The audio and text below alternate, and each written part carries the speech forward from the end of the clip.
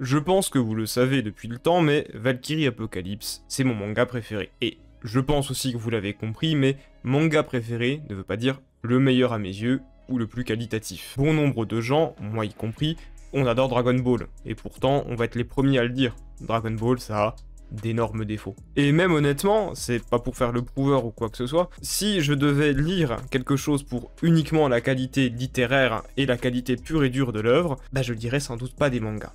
En tout cas, si on parle de qualité littéraire pure et dure, je dirais sans doute des romans. Et avant qu'on commence à s'énerver en commentaire, la raison, elle est très simple, c'est parce que, les mangas, quand il s'agit de littérature, c'est pas le meilleur médium. Pas le plus pratique. Oui, évidemment, dans les mangas, il y a des messages très profonds, des thèmes très durs, très bien abordés. Il y a de réels chefs-d'œuvre même. Cependant, il est bien plus difficile de mettre en place l'art de la langue dans une bande dessinée ou un manga contenant des cases, et donc des limites vis-à-vis du texte. Et en plus de ça, il y a nombre d'autres contraintes. C'est pour ça que, à mon sens, l'art du manga et l'art de la bande dessinée, c'est un art à part, c'est un art différent de celui du roman ou de la poésie.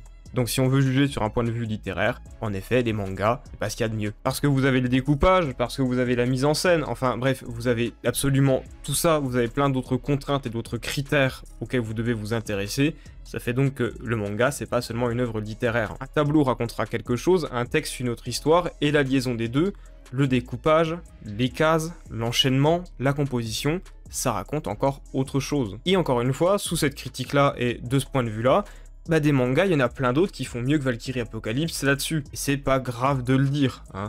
Valkyrie Apocalypse n'est pas non plus le plus grand chef-d'œuvre de tous les temps. Moi, c'est un manga qui me touche et que j'adore, ou vous y êtes peut-être totalement hermétique, et c'est pas grave. Allez, le vif du sujet comme on l'aime maintenant. Est-ce que Valkyrie Apocalypse est devenu mauvais? Parce que beaucoup de choses mènent à le penser. Déjà, le manga, il fait de moins en moins de ventes. Là, vous avez un graphique fait par Josuke sur Twitter, vous aurez le lien de son compte dans la description, je le crédite ici, et honnêtement, si je devais donner un compte pour les stats sur Twitter, ça serait le sien. Tout est sourcé, tout est très bon, plein de graphiques sur plein de trucs, tout le monde se sert de son travail en référence. C'est fiable. Et sur ce graphique, on voit clairement que, dès la fin du combat de Bouddha, les ventes baissent, et que les éditions spéciales n'ont pas sauvé grand chose. Le manga marche moins bien qu'avant. Après, on reste quand même à 16 millions de copies en circulation, et je préfère le dire, un manga qui dépasse les 10 millions de volumes en circulation, c'est déjà exceptionnel. Ça, c'est une manière tout à fait pragmatique et sérieuse de voir les choses, voire même plutôt ennuyeuse. Pour le reste, est-ce que ça explique, et est-ce que ça dit que le manga est devenu moins bon? Pas forcément, hein. Il y a plein de petites pépites qui font très peu de ventes, et de mangas que je trouve pas forcément très bien, qui en font des centaines de millions. Ça, c'est vraiment le goût des gens, c'est les spectateurs, c'est la mise en avant du manga, c'est la sponsorisation, c'est la publicité, la communication qu'on en fait, c'est plein de trucs différents. C'est aussi le genre du manga, en général, quand vous faites du shonen, ça se vend plus facilement. Est-ce qu'on ne devrait pas donc s'intéresser à la communication que les gens font du manga? Parce que pour Valkyrie Apocalypse, si vous n'êtes pas au courant, la communauté espagnole carry le manga à l'étranger et à l'international. Sans la communauté espagnole, on n'aurait pas le quart de ce qu'on a vis-à-vis de Valkyrie Apocalypse dans le monde. C'est un fait. Et les seconds dans le domaine, à mes yeux, c'est nous, les Français. En troisième viennent les Anglais, et c'est de ça dont on va parler. Les communautés, et surtout la communauté espagnole, a en ce moment noté quelque chose de particulier, la toxicité de la communauté anglophone. Dites-vous que certaines des plus grosses têtes d'affiche de la communauté espagnole, donc de la communauté mondiale, ont quitté des Discord et ont quitté des groupes de discussion parce qu'à chaque sortie de chapitre, les Anglais venaient, critiquaient et trollaient tout le temps. Et ça, à l'international, ça coupe certains ponts communautaires, ce qui aide pas non plus. La plupart des Discords où il y avait des groupes de discussion où j'étais sont morts, littéralement. Mais encore une fois, ça justifie le manque de communication et le fait que l'œuvre, on en parle un petit peu moins qu'avant.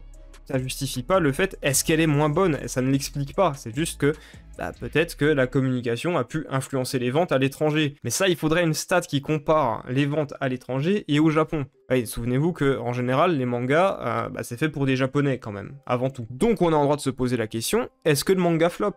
Alors que pourtant, quand le manga flopait, entre guillemets, je déteste faire ça, faut se dire qu'il y avait la saison 2 de l'anime qui sortait et que c'était top 1 sur Netflix, malgré une adaptation plus que médiocre. Donc est-ce que ça veut vraiment dire que ça a perdu en qualité ou en hype? La question, on peut se la poser. Et encore une fois, même si le nombre de ventes a très clairement baissé, il est loin d'être mauvais pour autant. Ça se vend toujours très bien. Ajoutez à ça les 3 spin-offs, dont un très récent, le fait que le magazine éditeur propose maintenant quasiment exclusivement des mangas de tournoi et ou contenant des personnalités historiques, même si c'est une communauté de niche, Valkyrie Apocalypse a eu un impact colossal là-dessus. Et ça, on le voit aussi en regardant les couvertures des autres mangas de tournoi. Ok, le manga est très influent, c'est très cool, on voit que, bon, il y a des soucis niveau vente, le manga a déjà marqué son époque, hein, voilà, qu'on le veuille ou non, et d'un autre côté, ben, on se pose toujours la question, pourquoi on dit que c'est moins bien? Est-ce que ça serait pas lié au fait, là je parle pour le Japon, que, ben, encore une fois, les mangas c'est fait pour des Japonais.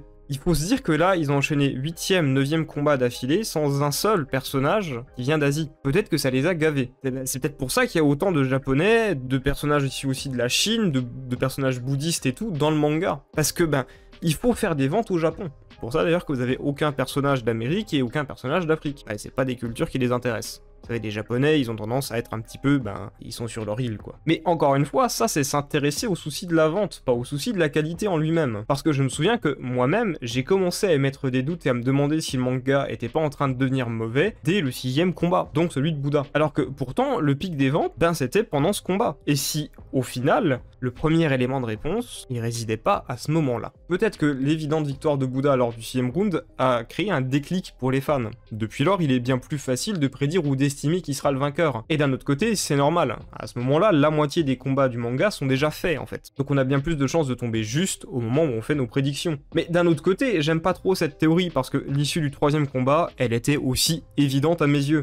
Fallait bien que l'humanité gagne à un moment. Là, on est en train de tourner autour du pot, il n'y a pas grand-chose qu'avance. Et si, tout simplement, on va littéralement bourrer, le manga n'était pas juste devenu mauvais. Pas impossible, peut-être que l'histoire est devenue mauvaise. L'issue des combats est devenue bien trop évidente, les personnages sont de moins en moins intéressants, et ben, le pompon sur la Garonne ou la cerise sur le gâteau, c'est comme vous préférez, hein. Les combats en eux-mêmes sont devenus bien plus inintéressants qu'ils ne l'étaient. Je vais me faire l'avocat du diable parce que j'adore ça, mais les personnages sont toujours aussi intéressants à mes yeux. Et je suis toujours curieux de voir comment les auteurs vont profiler tel ou tel personnage, comment le représenter, et surtout quelles seront les thématiques des prochains combats. En réalité, je me fous un petit peu de l'issue du combat, parce qu'on le sait tous très bien, hein. On va foncer vers une égalité. Parce que bah il faut bien faire les 13 combats. Les 13 combats minimum, hein, on rappelle. Et donc bah les résultats des matchs, ça sera un constant ping-pong entre dieux et humains. Pour le cas de la tension de l'histoire, je suis encore moins d'accord. L'histoire entre les combats est devenue bien plus intéressante et les révélations qu'on a encore eues tout récemment sont plus qu'incroyable à mes yeux. On enchaîne bonne surprise sur bonne surprise. Le petit souci, c'est que ben, l'histoire en sous-texte devient plus intéressante que l'histoire des combats en eux-mêmes. Donc alors honnêtement, quand on se tape le combat, on a juste envie de dire « Eh, c'est quand que ça se finit? Moi je veux que le lore avance. » Ça peut être un des problèmes. Ça, c'est surtout le problème que moi je ressens. Peut-être que vous, pas du tout. Et je vais vous donner, à mon sens, la vraie réponse à pourquoi on pense tout ça. C'est pas lié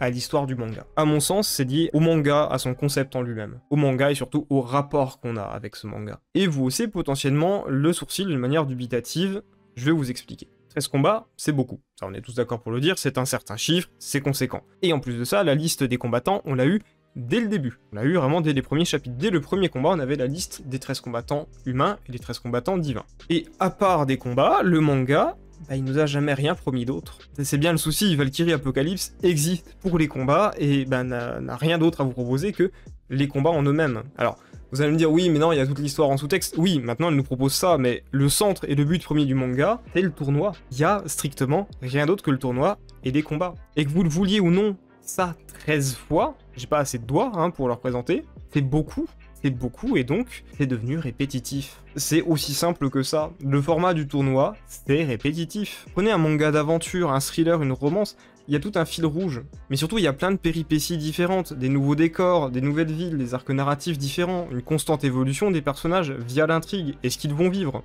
Mais dans un tournoi en BO13 comme Valkyrie Apocalypse, admettons que ton personnage préféré est combattu. Bon bah c'est fini pour toi mon pote, hein, t'as connu ton prime, maintenant faut attendre le grand dénouement de l'histoire. Alors oui, à tout moment on tombe sur un personnage qu'on va aimer encore plus, mais faut quand même vivre à chaque fois avec cette peur, et faut vivre avec cette réalité. Votre personnage préféré, vous ne le verrez jamais que pendant un 13e du manga. C'est pas beaucoup, un 13e, hein. Niveau fraction, c'est pas top. T'ajoutes à ça les potentielles déceptions que tu peux avoir vis-à-vis de certains personnages, ben rien que ça, hop, le round t'intéresse plus. Genre moi j'ai détesté Tesla dès le début, et ben le 8e round ça a été un calvaire à suivre à mes yeux. Et même en plus de ça, vous avez la potentielle sensation de redite que certains rounds peuvent avoir, même si c'est des échos entre les rounds et tout, tu peux te dire oui non mais ce thème là on l'a déjà vu donc je m'en fiche. Pour moi, hein, vraiment, c'est pas de la redite. À mes yeux, vraiment, c'est des échos, des clins d'œil que les combats se font entre eux, c'est volontaire de la part des auteurs, mais tu peux ne pas aimer, hein, ça te regarde. Pour moi, c'est la raison principale, mais c'est pas la seule raison qui fait qu'on a l'impression que le manga est devenu moins bon. Et je vais vous expliquer pourquoi et vous donner la deuxième raison à mes yeux. Le truc qui fait que j'ai vraiment eu l'impression à partir du 6e combat que le manga devenait moins bon, c'est parce que c'est à ce moment-là où j'ai été à jour.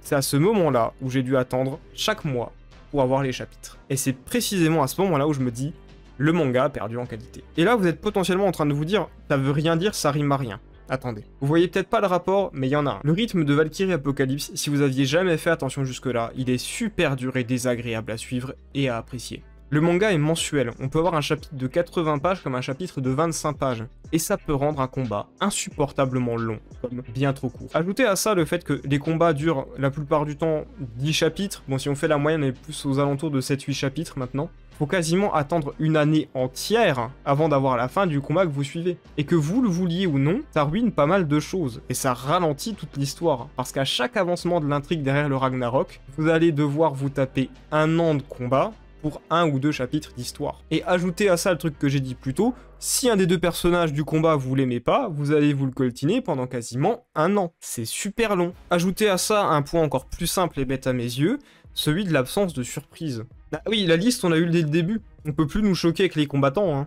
On sait déjà qui va se battre et qui se bat, hein. On peut plus rien nous apporter là-dessus. À part quelques révélations qu'on a eues récemment, et ben quand il s'agit du roster de base, tout est déjà ancré. Mais à mes yeux, ça veut pas dire que le lore et l'univers du manga s'est écoulé et évanoui pour autant. On pourrait partir des fétistes, se dire que ça va couler et que le manga va être oublié. Mais je vois pas les choses de cet œil. Pour une simple et bonne raison, le spin-off des dieux a été annoncé. Et encore plus quand le roster a été dévoilé, j'ai jamais vu autant de joie, d'énergie dans la communauté. Et j'aurais même, moi-même, hein, j'aurais pas pensé péter un câble à ce point pour un spin-off. Je pense sincèrement que les fans sont devenus en quelque sorte pantoufoulards. On a notre chapitre chaque mois, on s'intéresse un peu moins aux choses parce que la magie de la découverte a doucement laissé place à l'indifférence du quotidien, voire à une nostalgie plutôt vicieuse, mais même avec ça, le manga a encore de beaux jours devant lui. Et si vous vous demandez comment ça m'est venu, hein, cette idée de se dire « Eh mais c'est parce qu'on lit chapitre par chapitre que c'est devenu lourd », c'est parce que je vois plein de gens découvrir le manga sur Twitter, et c'est marrant, les gens qui se mettent à jour seulement aujourd'hui, ils trouvent pas que le manga s'essouffle. On n'est quasiment pas vu un seul qui dit « Oh, ça perd en qualité ». La plupart ont aimé le 8ème round, la plupart trouvent que le 9ème était plutôt cool, la plupart disent « Eh, le 10ème, je suis super hypé ». À part vraiment les anciens de la communauté, la plupart des gens qui découvrent n'ont pas cette sensation. Moi, c'est vraiment juste une histoire de c'est redondant et on est devenu aigri à force d'attendre. J'aurais pu conclure avec ça, mais à mes yeux, il y a une dernière critique qui est plus que pertinente, qui revient énormément et avec laquelle je suis entièrement d'accord. Les combats sont devenus bien trop gentils et courtois. On est sur un tournoi où l'humanité joue son existence contre les dieux. Et ça fait depuis le 4ème round qu'on se bouffe toujours le même truc. L'humain et le dieu deviennent potes, ils commencent à se comprendre, ils sont sympas, voire ils s'apprécient directement. Ça fait depuis le 4ème round, là on est au 10ème. Ça fait redite. Vraiment, ce dénouement et ce plot là, on le bouffe sur chaque combat. Ça commence à faire beaucoup. Et c'est peut-être en partie aussi pour ça qu'on s'intéresse beaucoup au spin-off des dieux, parce que eux, il n'y a pas de courtoisie entre eux, ils sont vraiment juste là pour s'arracher. Et c'est ce qui manque, c'est bête à dire, mais c'est peut-être ce qui manque au manga, cette violence et cette espèce d'aspect cru qu'on avait dans les premiers rounds. Bref, on veut plus d'intensité, plus de colère dans certains combats, mais vu les personnages restants dans les deux listes, humains comme dieux, hein, je suis plutôt confiant.